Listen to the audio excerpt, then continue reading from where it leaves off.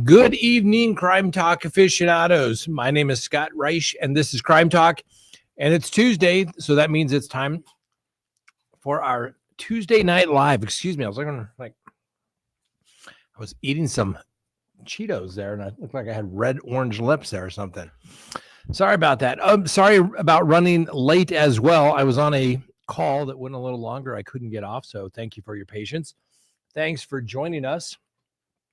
For those who haven't joined us before, my name is Scott Reich. I'm a practicing criminal defense attorney, hence the reason sometimes we started just a little late because, well, I still had some work to do, and so we had to take care of that. Now, there's lots of things that we can talk about this evening, and we're going to open up our call-in number. That's right. The number that we have here is 725-228-TALK, 725-228-8225. And here's the beautiful thing. You can call, you can ask about anything. And the only rule is you have to listen on your phone, because if you talk on the computer, there's a delay and we're going to have a really weird conversation. So you have to use the phone if you're going to call in. All right. Now, a couple of things that we can talk about. Obviously, what's going on in the world. We got the Luigi Mangione case that a lot of people want to talk about. Not a whole lot going on there, but I kind of breaking it down for you. I've broken it down for you as it relates to, how are they going to defend that case? Are they going to try to do, if you believe it's Luigi Mangione at his cold-blooded murder, you planned it. The person that's accused of it, according to the state, is Luigi Mangione, but we'll give him the presumption of innocence. Cold-blooded murder, killing somebody, shooting them in the back. That's cold-blooded murder. All right? There's no defense to shooting somebody in the back that they ran a healthcare company. You can't do that. So really what the only defense is that it is a ID defense, not me. That is not Luigi Mangione. Sure, I have a bunch of stuff on me, but that doesn't prove anything, right? Now, there's reports that the ghost gun that was on him, bad fact for him. Can't understand why, someone would do that. They would keep the gun as well, okay? So let's be honest. Tough case there, all right? The other case, and we brought you the hearings last week, were the Bryan Kohberger matters. Nothing of any real great substance or newsworthy information came out at any of those hearings. Frankly, I just don't see the judge granting these motions to suppress, saying that there wasn't probable cause, and throw everything out. Now, the key thing is, what are they trying to suppress? The defense is trying to suppress Google. They're trying to suppress Amazon. They're trying to suppress, phone data from the car, and obviously the DNA evidence. Why? There's apparently something bad about those particular items where it is not good to the defense. And we don't like to speculate, but let's be realistic. What could possibly be on Amazon? I don't know. A K-bar knife, perhaps? The search of his apartment, cleaning things up, his computer, search histories, tracking people. Yeah, that's right. All that little DNA in that little button right there we've talked about so many times. The little button right there. Which I think is, for those who haven't joined us here before, what other channel discussing true crime where the host happens to have his own K-bar? Just shows you the practical experience and knowledge that we bring to each and every case. Most people never heard of a K-bar, let alone have their own. This one goes back to 1988, when I was a young enlisted lad in the Marine Corps. Everybody had to have a K-bar. It was famous. That's what they carried in World War II. Frankly, I think they're garbage. I wouldn't. You had it because it was what you were expected to have, but they don't stay sharp very good. They're just not good, in my humble opinion. Maybe for digging a hole in the dirt or opening an MRE, that was about it. But So we obviously have the Bryan Kohberger matter that we can discuss. We got the Mickey Steins case, which I think it's just completely falling apart for the defense there as well. Heat of passion, unless you have got a good explanation for it, I would think the defense would probably be out there trying to hit on why they think it was heat of passion. What was this argument about that somehow did it? The defense hasn't presented anything thus far. And, when you shoot the judge in the chambers, you have a heated conversation at lunch, maybe an argument. No one really knows. They keep saying they, seem to be having an intense conversation. Was it because of the lawsuit where allegedly the sheriff knows better? That's not grounds to kill somebody, to gun somebody down. There was a lot of rumor and speculation early on about, was there something going on that was inappropriate? Was there family issues? Who really knows? The people on the ground basically said, no, there was nothing along those lines. But once again, unfortunately, we have to wait and see because we don't have access to all of the discovery in this particular case. But what can you do? What can you do?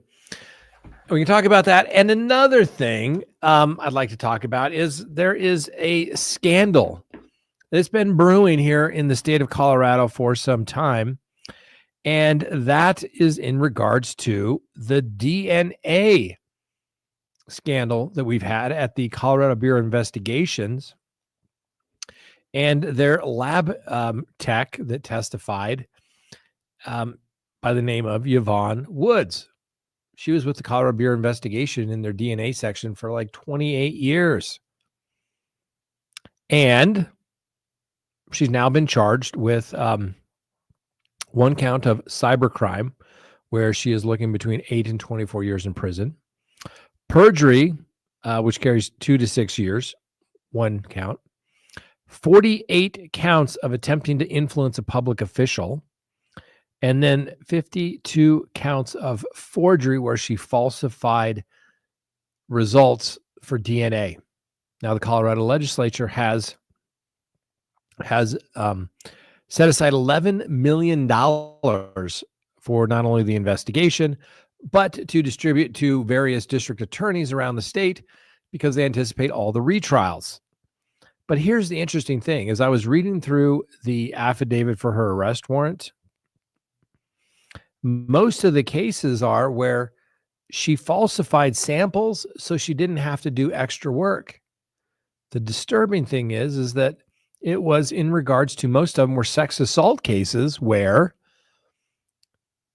she messed something up, and instead of admitting it, she would just say, nah, wasn't able to develop a DNA profile. So justice delayed, maybe justice denied for victims out there for reasons unknown to that. So we can talk about, what you all want to talk about. We can talk about Luigi Mangione. We can talk about Steins. We can talk about Kohberger.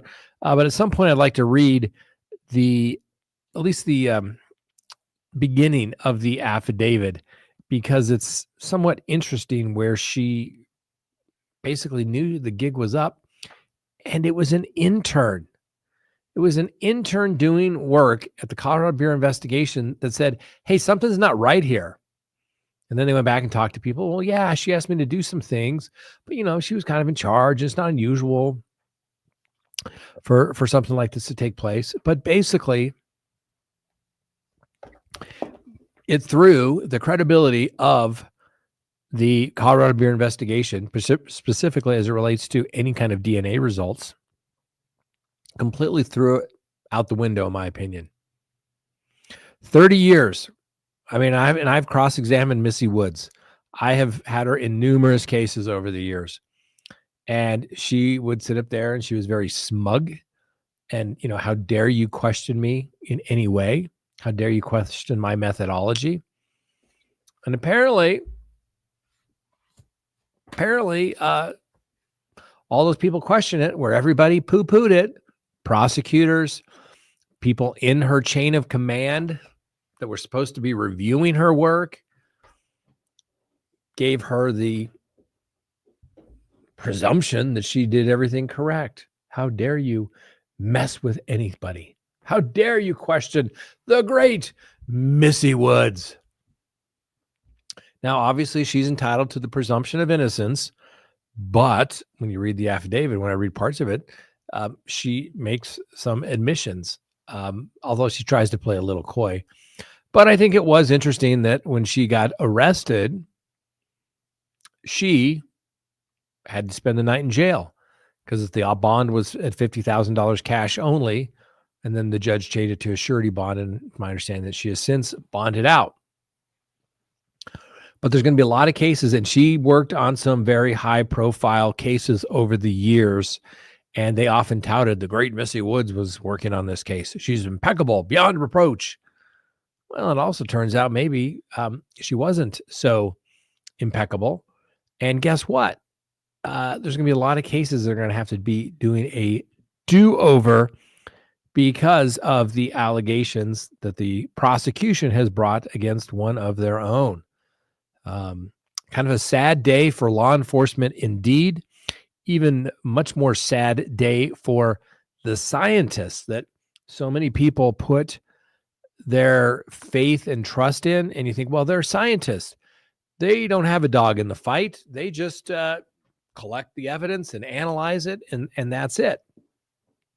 And I've said this before, and there's good ones, but when we have a DNA case, we always these days have to hire a DNA expert because we need them to check how they came up with their calculations. And the more challenges as it relates to the DNA, the weirder the calculations are. They make it more confusing. Really, to say what they really just say, well, there's DNA. Okay, but what level? It's not matches. It's statistical probabilities that it could be this person or it couldn't be that person. And so you really need to have somebody look at it every time just to do it. And I've told this story before, but I'll tell it again for maybe people that haven't heard it or joined us. But we had a case years ago. It was a very bad case. It was a double murder. Another was attempted murder, and there was a sex assault of the murdered victim. Bad case. It went cold. And ultimately, it was, we did it. It was a cold case. My co-counsel is now a judge. And we go through, but we hired a DNA expert. And he says, something's not right here.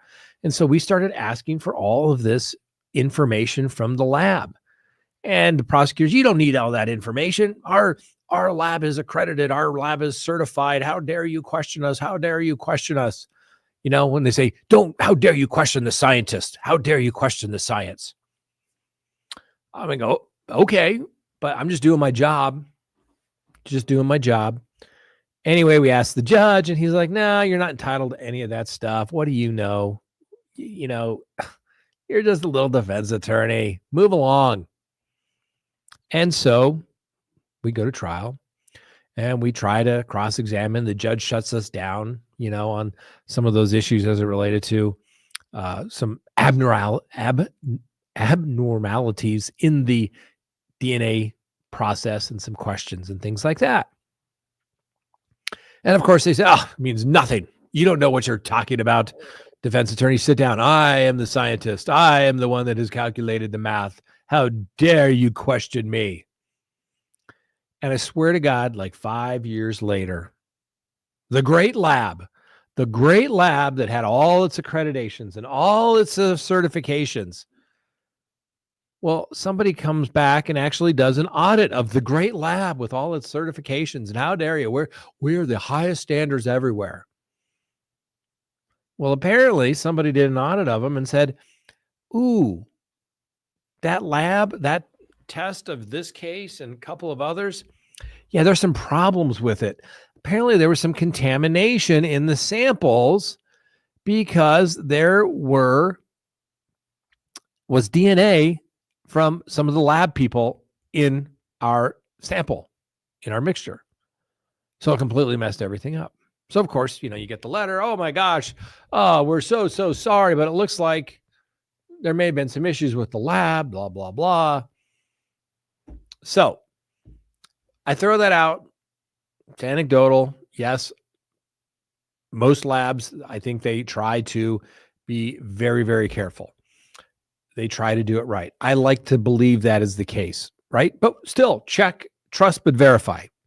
In the famous words of Ronald Reagan, trust, but verify. So I always have an expert look at the numbers to see if they add up. Is that really possible, right? Because when you say, "Hey, I've got this letter," and don't get me wrong, I carried that letter around until I saw that one of those district attorneys in the hallway in court said, "Hey, look at this letter I got from you guys. Remember, you guys said we were idiots and we were just trying to cause delay and trying to do everything." I was polite about it. I said, "But remember, it looks like we were right." Can you imagine that? Imagine that. Couple of little defense attorneys just doing their jobs, suddenly find out, told you guys 5 years ago your lab was screwed up, but nobody listened. And then you guys have to come back with your tails between your legs and say, "Oh, I guess we were right. The lab was wrong." So don't always put everything, all your credence in these people, okay? The lab people, the scientists people. Like I said, I was, they're, I've told clients they don't have a dog in their fight. They're just scientists, right? And if it breaks your way, they're scientists. Trust them. I get it. But you can't always trust them, right? You got to question everybody. I question me. If you think I'm saying something that's not, question me. Maybe I'm wrong. I've never claimed to be perfect in everything that I do. I've made a lot of mistakes. I've learned from my mistakes. I've become a better lawyer because I've made mistakes. I try not to make those, happen again. But when you say, you can never make a mistake, I mean, that's it. I mean, how many times have I said it? One of the most Reichisms that you can hear about, or the undeniable truths of life from a criminal defense attorney. There's two types of people in the world: those that are humble and those that are about to be. And that is true. It always works out. I don't care how good you think you are. You can always be humbled. And so it's good to be that way. Be confident, but be humble. There's a difference. So anyway, we can talk about the Missy Woods DNA scandal, because I would guess if this could happen here for 28 years, it's happening other places as well. Remember the situation back in Boston where the chemist was testing all the drugs and she was their superstar. She could do no wrong. And then it turned out that she was messing up all the samples and falsifying the samples. And they had to throw out, I think, 20,000 cases. 20,000 cases. So always, treat that with a little bit of skepticism. All right. It's testing. It goes into a machine that can break. It's got humans that have their influence on it. They can be skewed, right? The biggest thing with the Missy Woods stuff is what they are not talking about, and not what the charges are. The charges are really where she falsified information. The charges are here. Let me just do this and we'll take a call. So this is one of the cases example.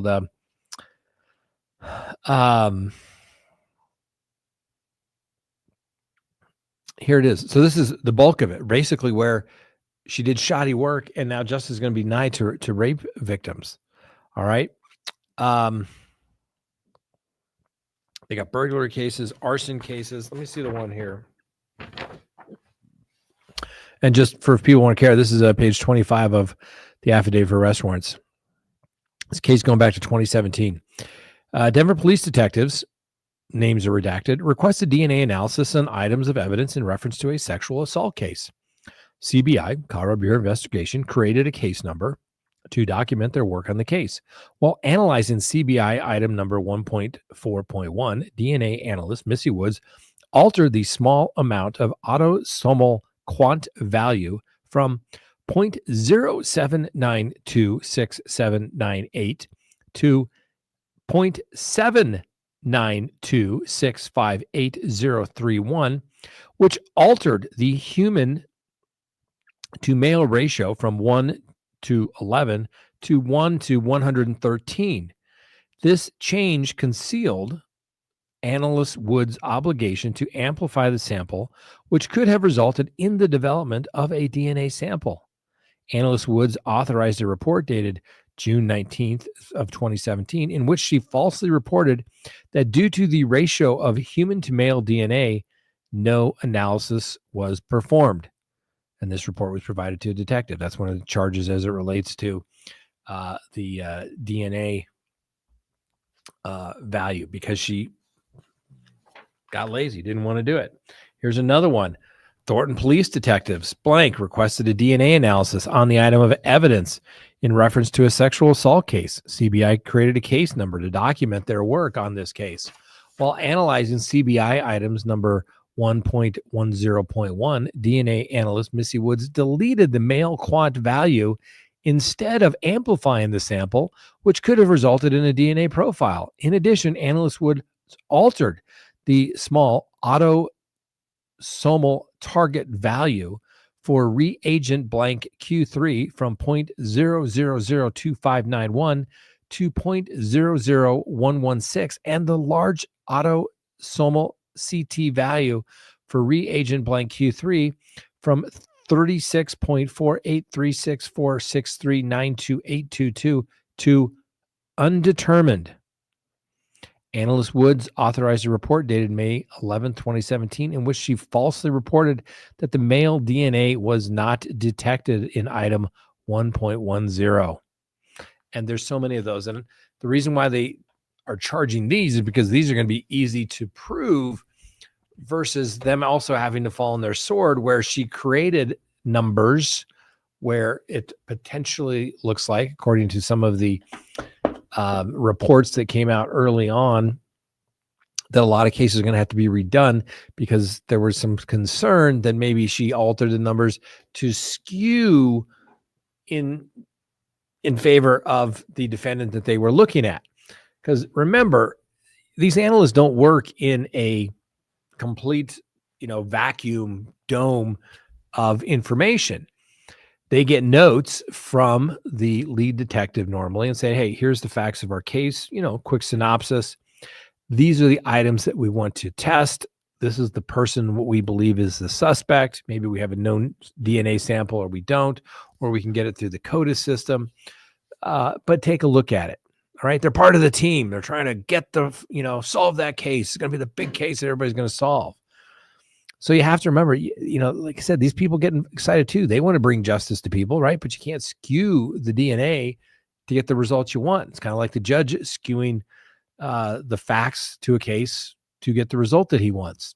It means you're a bad judge, right? Well, it means you're a bad scientist if you're not just doing the test. All right, Frank, you say we have a call. Yep. Who do we have? Crime Curious, how are you? Wonderful. It has been far too long. It has been a while since we have spoken. It has. Oh, now I remember about the delay. You gotta talk on the phone. If you listen on the computer, there's a delay. We have a problem. Right. So I have two questions about two cases. Okay. And the first is this Missy Woods scandal. All right. So one of the cases that she had her hands in, there were more than 1,000 over that 28 years. Yep. And it's a 1994 homicide case. And the guy who was convicted of the crime has been in prison now for 12 years. The only thing connecting him to this crime was a chapstick that had his DNA that placed him at the scene of the crime. Anyhow, so he's now working with a defense attorney to get the conviction overturned, but the CBI/KBI/FBI won't release the records. So they're now suing, I think, the CBI to get those records. Yep. And it's my understanding that if the conviction gets overturned, there can be a retrial. But how long does something like that take? I mean, what is this guy looking at? Well, my understanding is that some jurisdictions have already gone back and gone to defendants and their attorneys and said, it looks like we may have screwed up. It looks like there may have been issues on your case with Missy Woods. Why don't we do a plea bargain? So they're trying to resolve some of those cases. Some of them, obviously, the state will have to retest those items. And if it's exculpatory, then they will have to turn that information over. I know because, it's an ongoing investigation, they're not going to release everything, which is, such a crock of whatever. I don't understand why, particularly when you're investigating one of your own, that you can't put the information out there. Like I said, they are going through, I know that they are going through thousands of cases that she worked on. Mm-hmm. And of these 48 that she's been charged with, some of these go back to, let's go back to 2012, I think. They did them, it looks like, in chronological order. And it looks like the farthest one back is 2016. 2016. Mm-hmm. So anyway, so that person's going to have, they have to raise the issue. They're going to have to file a motion for post-conviction relief, basically alleging that there is new evidence that recently became discovered that they would not have been reasonably known to been able to find it, right? Because this was hidden, right? This wasn't until an intern was like, doing this project. I can read it to you in a second, but doing a project, and they're like, some of the stuff doesn't make sense. And, little intern doesn't know, right? Asks the question, but this doesn't seem right to me. It was so simple. Even an intern can figure it out.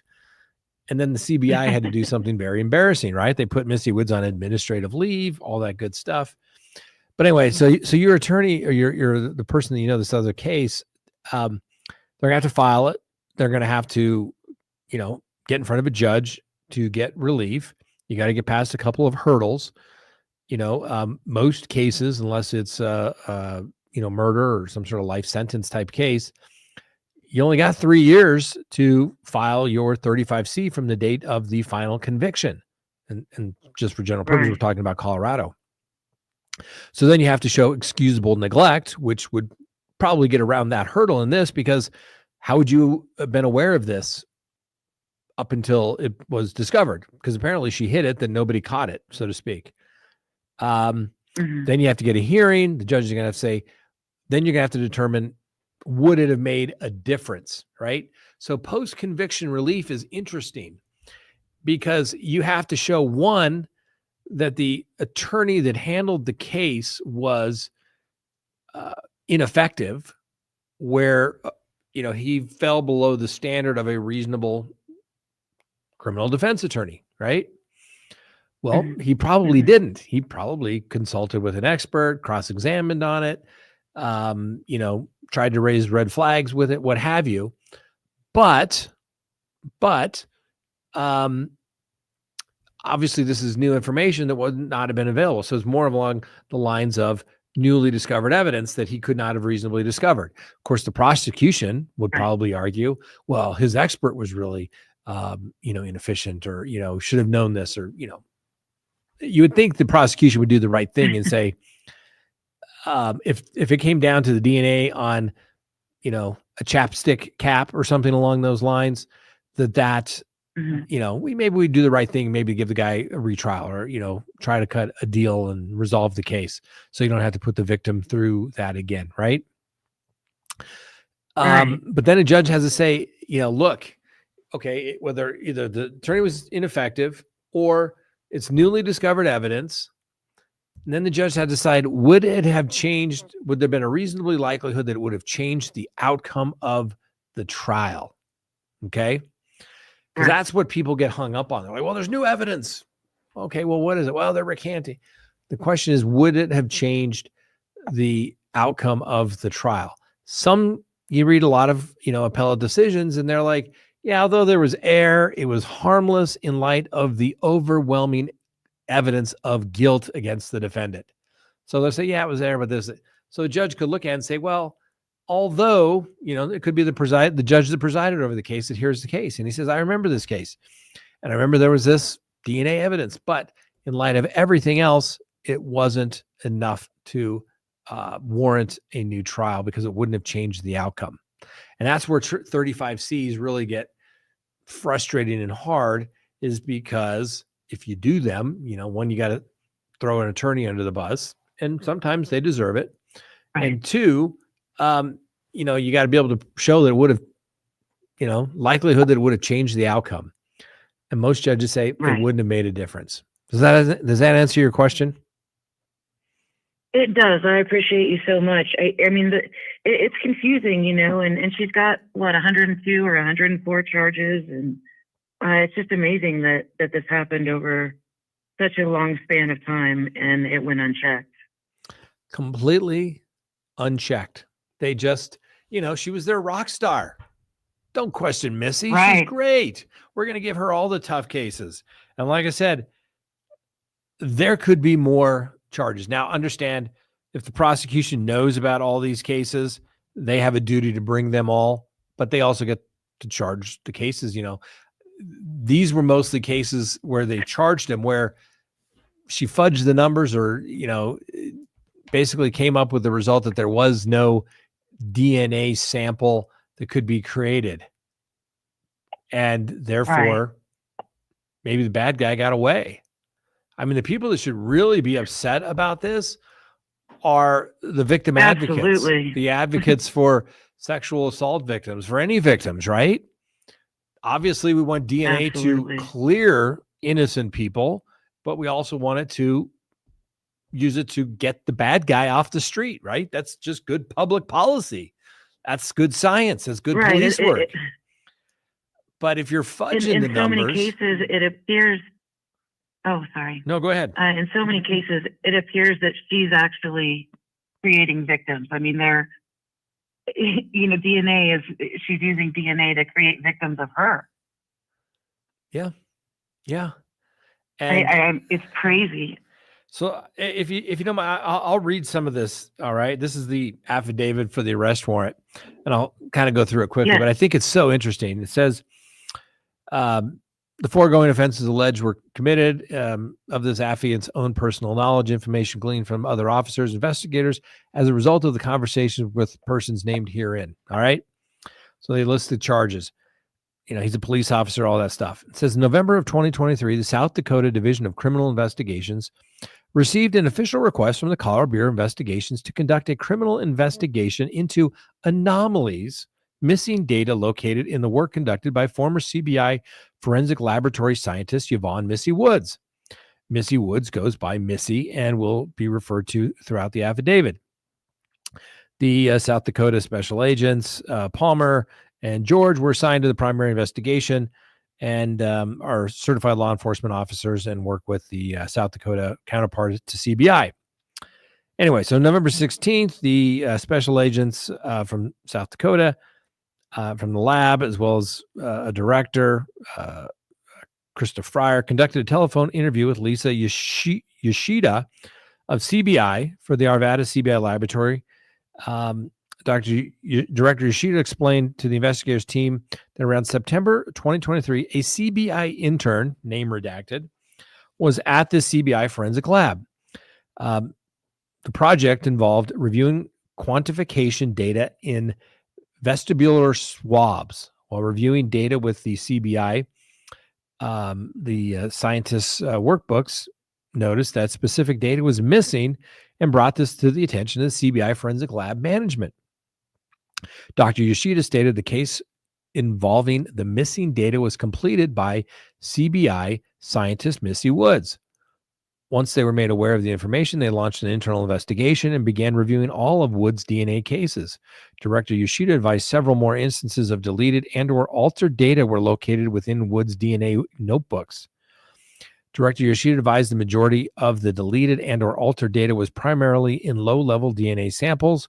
Furthermore, Director Yoshida explained how the DNA laboratory reports that Woods provided, which are all provided to law enforcement agencies and prosecuting attorneys' offices, were misreporting information in some of these investigative cases. To understand the deletions or alteration data, we had to gain a better understanding of how the DNA analysis works.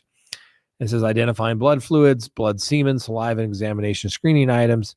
DNA extraction, DNA quantifications, DNA amplification, DNA detection, and interpretation. And then it goes through all of everything that is, and maybe we'll go through that in more detail at a different time.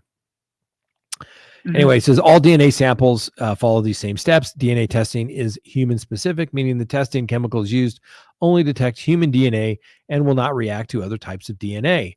The areas of the DNA that is targeted by these chemicals are present in every person, and the number of tags counted for each person varies unless that person has an identical twin and therefore identical DNA. If the proper steps, protocols are followed for each sample where DNA is present, the DNA profile will be detected each time they are performed. And these reasons are why this type of DNA testing is used for identification. It's reliable, reproducible, and unique to individuals. Once the testing is complete, scientists prepare a laboratory report advising them their findings. Goes on, program manager Malone informed the investigative team that the intern was assigned a data mining project for the CBI forensic lab. Malone advised blank was specifically reviewing quantification data in vestibular swabs within historical sexual assault cases. Malone explained how blank simply reviewed prior CBI DNA scientist casework and copied the quantification values onto a spreadsheet for a later comparison.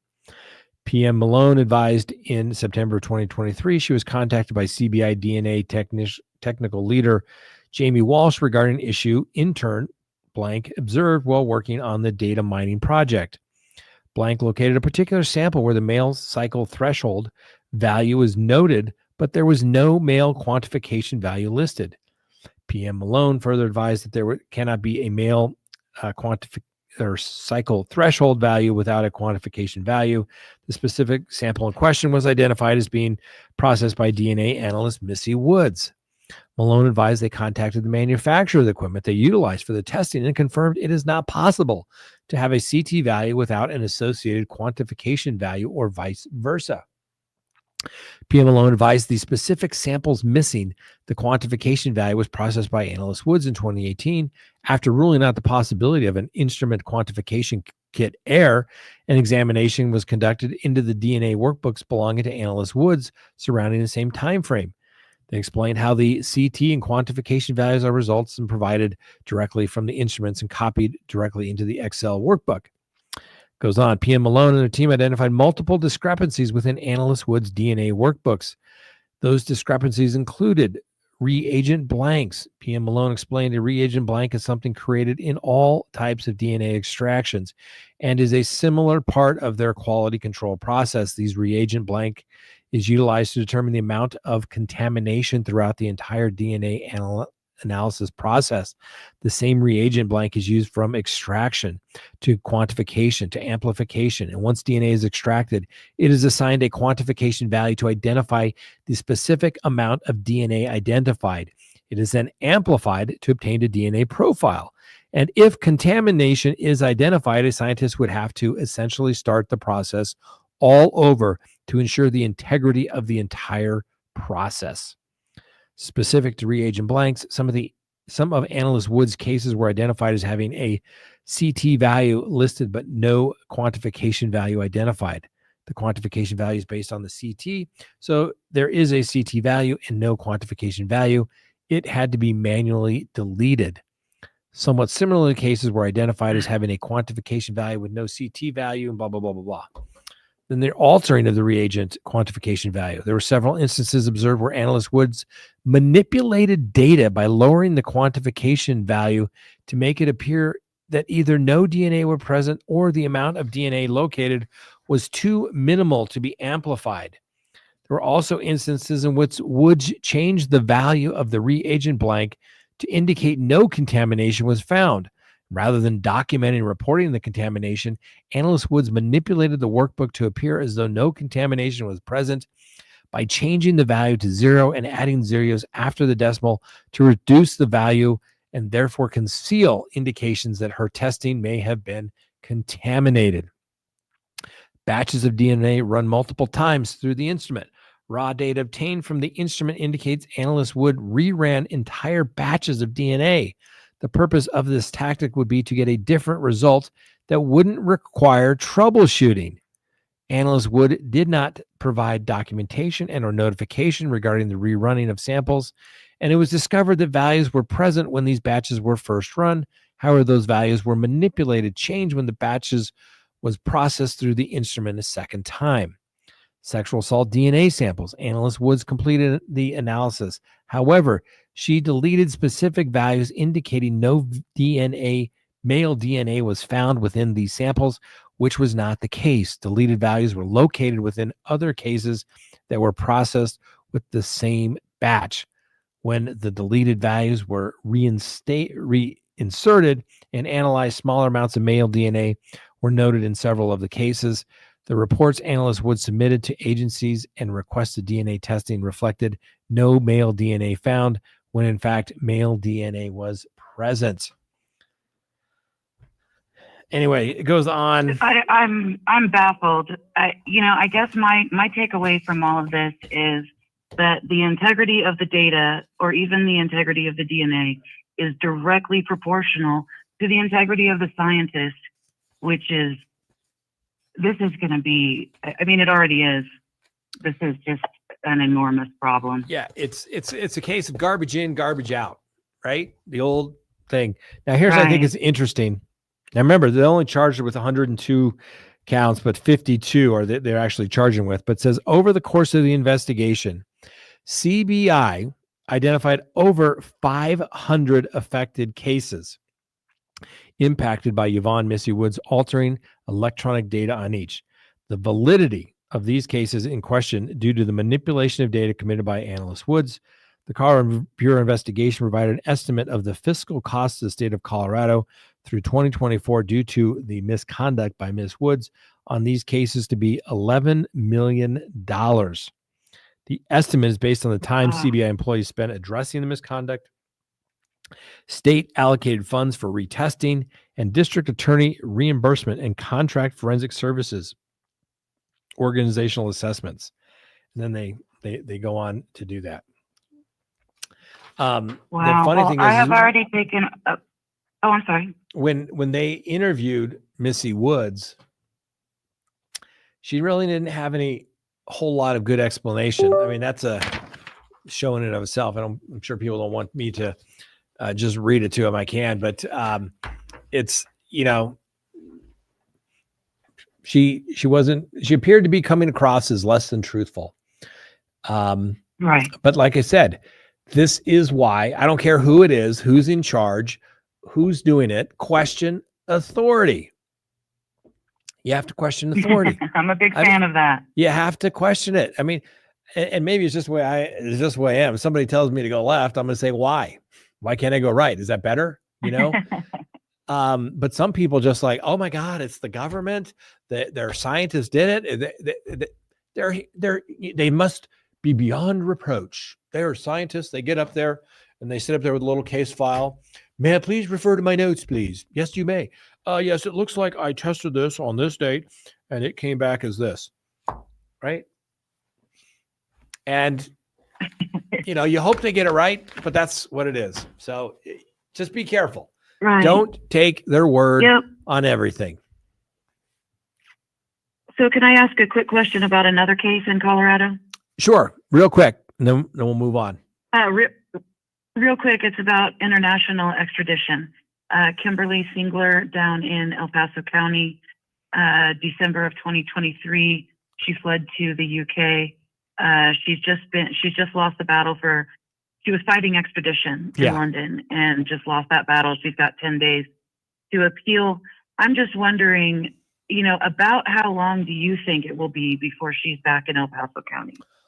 Well, if she lost her battle, I'm not going to claim to be an expert on British law. I have no idea how long it would take to do that appeal. But, when you're fighting extradition, what you're really saying is you got the wrong person. I mean, it's in federal court, it's called an identity hearing, right? We arrested you in Denver, but they want you back in Texas.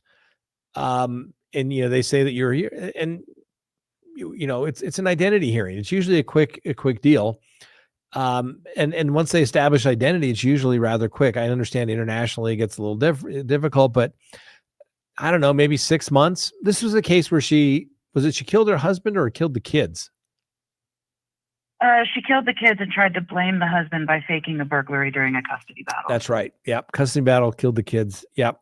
I remember there was something like allegedly, right? Allegedly killed the kids, but it was like 3 kids, allegedly, small children. Well, so it was a 9-year-old girl, a 7-year-old boy, and they're both deceased. She also had an 11-year-old daughter who survived. That's right. I know we talked about it when it came out, and you just don't hear that much about it because they're waiting to get her back. She fled to England. When her daughter's in the hospital, right? She's fleeing to England.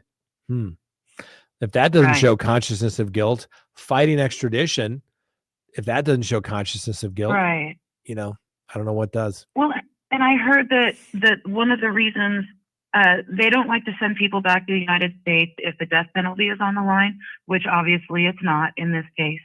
But now it seems like the holdup was because she was facing life without parole. Yeah, I don't understand. Like me Mexico. Me either. Okay. I mean, I don't. It's a country thing. I know of a case. It was a case, and it refreshed my memory, but I remember it quite well, where a police officer was killed. The guy fled to Mexico. They know who did it, right? But Mexico wouldn't let him bring him back if there was a death penalty. He'd killed a police officer. Normally that's a death penalty type of case.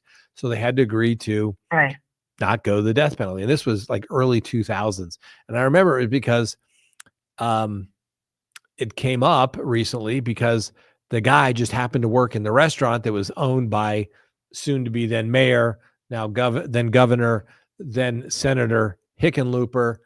And I saw something on X about that, circling around. So it just depends on each country. But, the reality of it is, you should be able to, the country that gets, where the crime was committed should be able to get the person back, and you get to deal with the punishment, I just don't understand that. Like, I know when I go out of the country, I remember when we went to Singapore, Vietnam, I mean, you're just thinking, oh my gosh, nobody get near my luggage, right? I don't want anybody to put anything near it. I don't want to get in trouble or anything, because I don't want to wind up in a Thailand prison or Vietnam prison, when we did that little Asian swing years ago.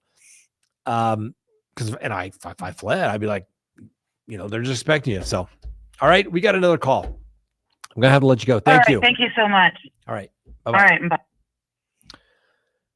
Who do we have? Who? Hello? Hello? Hi, this is Scott. You're on the air. Hi, Scott. This is Ann. How are you, Ann? I was wondering who decides whether a case is going to be or a guilty case and the sentence is going to be concurrent or consecutive, and does the defense or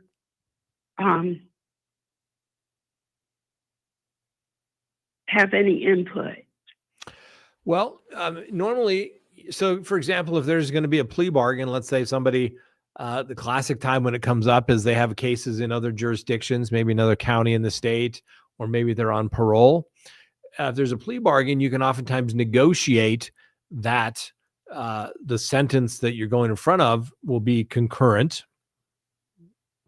with the other sentence, which means run together, versus consecutive, which means one after another. And a lot of it just depends on the jurisdiction, the district attorney's policy, and sometimes it goes on the judge. We had a judge here in Denver once, very, very good judge, but he would not run sentences concurrent. He said, why would I give somebody a volume discount for committing crime? Right? If you commit crime in jurisdiction A, you should be punished for that. And then you should be punished for the crime in jurisdiction B.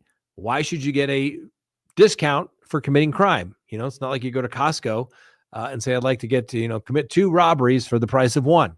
It doesn't work that way. So it just depends on the judges, the district attorneys, the cases. It just depends. Does that answer your question? Yes. All right. Do you have another question? Thank you. All right. Have a wonderful night. Thank you. All right. All right, ladies and gentlemen. So jumping back to Missy Woods, let me just show you the part where they talk to Missy Woods. I think it's kind of interesting. And I won't go through all of it because it just kind of gives you the gist of it. Let me get to the point here. Anyway, they did all their work, and like all cases, they always like to talk to the suspect last so they can kind of catch them in lies. So that's always interesting. They interviewed all the other people working in the lab. Anyway, on April 18th, 2024, Special Agents Palmer and George conducted an interview with Yvonne Missy Woods at the Jefferson County Sheriff's Office. The interview is both audio and video recorded. Analyst Woods' attorney, Ryan Brackley, was also present throughout the interview. The following is from their interview with her. Why? I mean, I don't know. I don't know why. Your client is being investigated for falsifying records, DNA samples. Why would you let them talk in any way whatsoever? Anyway, following introductions, Analyst Woods advised that she began her forensics career with the Wyoming DCI Forensic Lab in 1998. She worked there for 5 years. She then worked for the Dallas County Crime Lab for 9 months. Analyst Woods accepted a position with the Colorado Bureau of Investigation in 1994 as a criminalist 2, specializing in serology, hair and fiber examination, and crime scene investigation. She remained with CBI until her retirement. You know, she was allowed to retire, get that nice fancy government pension in 2023. She's probably getting 85% of her last salary under our Paris system here in the state. It is like the golden Cadillac retirement system. Defined benefits plan, totally going to bankrupt the state, but don't you worry your pretty little heads about that. That's a different subject. Anyway, per the CBI reports, Analyst Woods became employed by CBI as a scientist from January 1994 to November 6, 2023, during the time she worked at the Denver Regional Laboratory. This laboratory is located in Arvada, blah, blah, blah, blah. Analyst Woods explained how she worked in the laboratory varied based upon the number of samples and additional prep work needed. She further explained how each sample needed to be prepped and recorded. A typical batch would consist of approximately 96 total samples to include control samples. And Woods continued to explain that if one of the samples within the batch was determined to be contaminated, the entire batch would have to be reanalyzed. Analyst Woods stated that CBI Laboratory utilized a laboratory information management system called LIMS.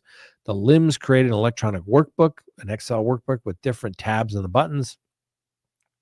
And each tab contains different data pertaining to a sample and or batch. Analyst Woods advised the workbook documented everything scientists do, to include reagents used, the type of extraction, hair, bone, semen controls, along with a summary of all samples extracted, quantification steps, result of the quantification, and what samples were taken forward for DNA extraction. The workbook would document the review process and any additional steps taken upon review.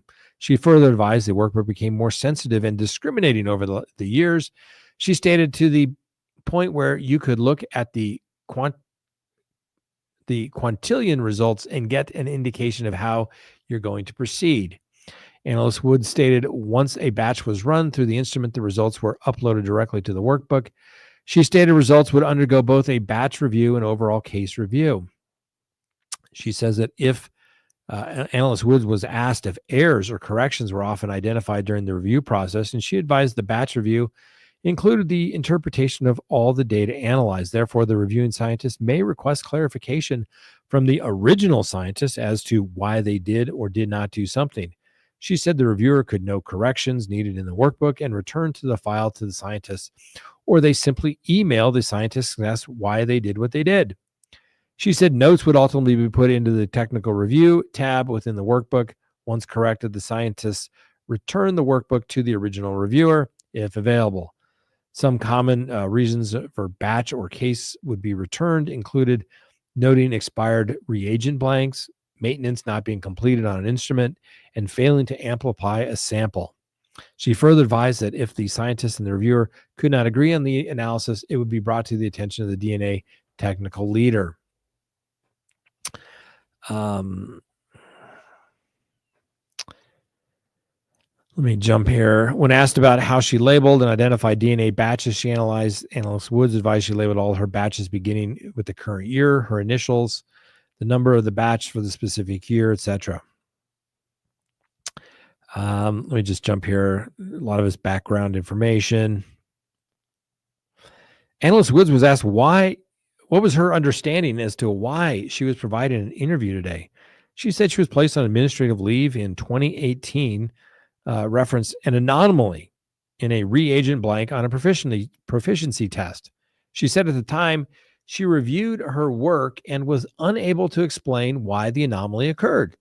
In 2023, she was called in by management again in reference to another discrepancy in a DNA case. She stated that's kind of where it started, and it was like, oh, okay. So I just started trying to think of what I've been doing and why I was doing it. She was asked if she recalled specifically what the issue with the work was in 2018, and she replied, manipulation or alteration of quantitation data. She said she was presented with data and agreed with laboratory management in their findings. When asked how something like that would happen, she replied, it was a rush batch and I was trying to get the data out, and that's how it happened. She was asked if it was because she was in a hurry, and she replied, yes. She was asked again if she recalled the exact issue and noted that she said she did not. She again stated the issue involved the quantillation value of a reagent blank on a proficiency test. Agents explained how their understandings of the 2018 incident involved having a CT value, but neither a T small or a TY male value. Quantities listed. She agreed both should have been quantities listed. She was asked why the values would be missing. She replied, it could have been possibly deleted out. Agent stated how the deletion was more likely not accidental, and Analyst Woods nodded her head up and down while stating, you're probably right. Agents asked her to confirm the deletion of the values, and she again nodded her head up and down while stating, I can't argue with the data. Analyst Woods was asked why she deleted specific values, and she replied, I don't have a reason, and I especially don't have a good reason. She was asked to clarify if CBI determined data was manipulated or deleted in 2018, and she replied, yes. She was asked if CBI determined the data was purposely manipulated or deleted, and she stated, I would imagine they did indicate that it was purposely. Agents again clarified with her that the data was purposely deleted, and she agreed. Agents asked Analyst Woods if there was a similar case involving values being deleted, and she said there were. She was asked how many cases specifically, and she advised she did not know. She was asked if similar cases were identified where specific quantification values were missing because she deleted them, and she calmly replied, possibly.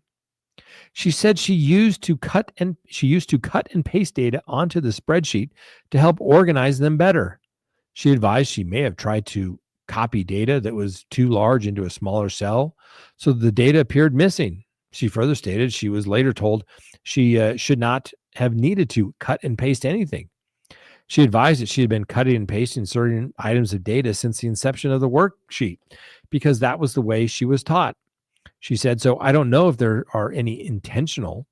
There possibly, but I don't know if they were all intentional.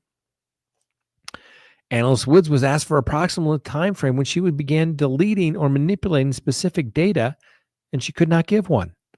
She was asked what would be the benefit for deleting or manipulating data, and she quickly replied, being able to report the case. She was asked if it was simply move a case along quickly, and she replied yes. She was asked if she was deleting or manipulating anything other than specific data on an Excel spreadsheet, and she replied that she was not. Analyst Woods agreed that the manipulation and deletion of data could be a mistake if it occurred once or twice. However, if it was more common, it would be intentional. She was asked again if she deleted the data from the spreadsheet to simply move specific cases forward quickly to avoid having to do an additional work, and she agreed. Following the analysis of DNA, a laboratory report is most often provided to the submitting agency, listing the results of the items analyzed. The report is prepared and signed by the DNA scientists who analyze them. When referring to missing or deleted values, Analyst Woods was asked if a laboratory report would be accurate in stating something similar to no male DNA present, and she said it would not be. She could not indicate how many times she falsely reported no male DNA present, when in fact there was at least some amount of male DNA present. Although she could not recall the number of times this occurred, she advised her initials, YMW, were on everything. Furthermore, she stated, I've been trying to remember any specific thing or, when I did it or why. And I don't even know when it started. So to tell you the truth, I don't know. But again, the data doesn't lie. Agent Palmer and George further advised the DNA cases she chose to alter and or delete data on appeared to be those with lower level values. She confirmed, stating if there was really low level of DNA in that wasn't expected to get a profile, that's possibly why. Agents then showed Analyst Wood's DNA case example, B16-253. She confirmed the workbook and batch were hers. She was directed to a highlighted area within the workbook and asked if a value should have been noted in the specific cell, and she replied yes. In this case, the specific TY cell was blank. Agents further pointed out how other samples within the sample workbook had correlation values of T large, T small, and TY to indicate a male-female ratio. However, in the highlighted example, the value was missing. She again confirmed the value was missing in the highlighted examples and further agreed that the value would have been manually deleted. She was asked if she would have been the person who deleted the value, and she replied yes. Agents again asked if her reasoning for deleting the values would have been to simply move the case forward, and she said likely. She was shown a copy of another CBI laboratory, and she agreed it was also hers and contained her signature and the evidence, number 1.6.1, which correlated to the previous highlighted sample within her DNA workbook. The male DNA is not detected in the vaginal swabs of item 1.31 or the external genitalia items 1.6.1. Therefore, no further DNA analysis will be performed on these items. She was asked if these statements within her laboratory report was accurate, and she said it was not. She advised the laboratory report should have instead read the male DNA was in fact present, although it may not have been enough to create a profile. Analyst Woods further confirmed that if the report had read the male DNA was detected, no matter the amount, additional work could have been requested by the submitting agents. That could have been a rape case. I mean, it was a sexual assault case, right? Maybe the bad guy went free because of her laziness. Jumping down, she was asked why she chose to manipulate the data within the workbook, specifically within the lab results, and not earlier in the analysis process. She again said she didn't have a good answer, but stated likely the analogy you used. I got to put out 7 cases that day instead of 5. I don't know. And they go through various examples. And then ultimately, like I said, she was charged with perjury, cybercrime, attempt to influence a public servant, 48 counts, and forgery, 52. She's going to have to get a job, assuming she doesn't go to prison, to pay off $11 million in restitution if she's ultimately convicted. So, ladies and gentlemen, as she says, the data doesn't lie, right? The numbers don't lie, but you got to be careful. You can't always trust these people. You can't. And I'm not saying all DNA people are bad. I've never said that. I've never said all police officers are bad. I like most police officers, but you got to be able to track down and get the bad ones out, just like you got to be able to get the lazy people out that don't want to test it. But I'm telling you, it was Missy Woods. Missy Woods is going to be our witness. Missy Woods. Oh, she's so perfect. She's so great on the stand. And now she may be going to prison. You cost somebody $11 million, you're probably going to prison. And I wonder what's going to happen if she goes to prison and she meets somebody that said, hey, I was the victim of a sex assault. And you all said, CBI said it wasn't there. Or maybe CBI convicted me on DNA and maybe it wasn't accurate. And now I'm sitting in here and I lost all these years. I lost my kids, you name it. It's important stuff, ladies and business. I mean, this is a serious, serious business. I don't care whether you're a police officer, prosecutor, lab people, defense attorney. This is a serious business. And you can't take shortcuts like that. You just can't do it. All right. Venus Gal says, I'm sorry, but she needs to go to prison. This should not be treated as some white collar crime. If she did this, she deserves prison. I can't disagree with you, Venus Gal. I really can't. I mean, this could have affected so many people. Think about the case where she's saying, no, DNA detected. And the woman's like, no, we had sex and he raped me. And they're like, oh, there's no DNA. It completely contradicts your story, ma'am. And DNA doesn't lie. And oh my gosh, you know, that, I mean, think about that. Think about how that could affect that woman who could have been a victim. And instead, the police had to go back and tell her, maybe we're not going to file charges because there's no DNA. We think you're lying. How dare you accuse somebody of something? Because our lab tech didn't want to do the work and report a sample that would have required more work on her time. Think about that, ladies and gentlemen. And what they say the number was, the 10,000 cases or something? Identified over 500 cases. 500 that they've identified, but they're still going through them all due to the manipulation of data committed by Analyst Woods. And just think about it. If she's willing to, you know, oh, well, it's such a small amount, it wouldn't make any difference. Or, oh, let's just boost these numbers up because we think they're high and this is a really bad guy, get him off. It cuts both ways, ladies and gentlemen. Anyway, I don't know. We'll be following the case because I think it's huge. And it's a blow to law enforcement. It's a blow to law enforcement that somebody would do that. And am I surprised? No, I'm just surprised it took this long for somebody to actually believe it. And I think it's ironic that it ultimately came out because of a young intern. An intern said, hey, something doesn't seem right. I can't do what you asked me to do because these numbers don't match up. Let's take a look at that. Let's go see what we can do. So yeah, people's lives could have been ruined, whether gone to prison, maybe cases weren't filed, bad guys got away, went and did it again because somebody, that's not enough to worry about. That's more work on my part. I got to pump these cases out. Think about that, ladies and gentlemen. Think about that.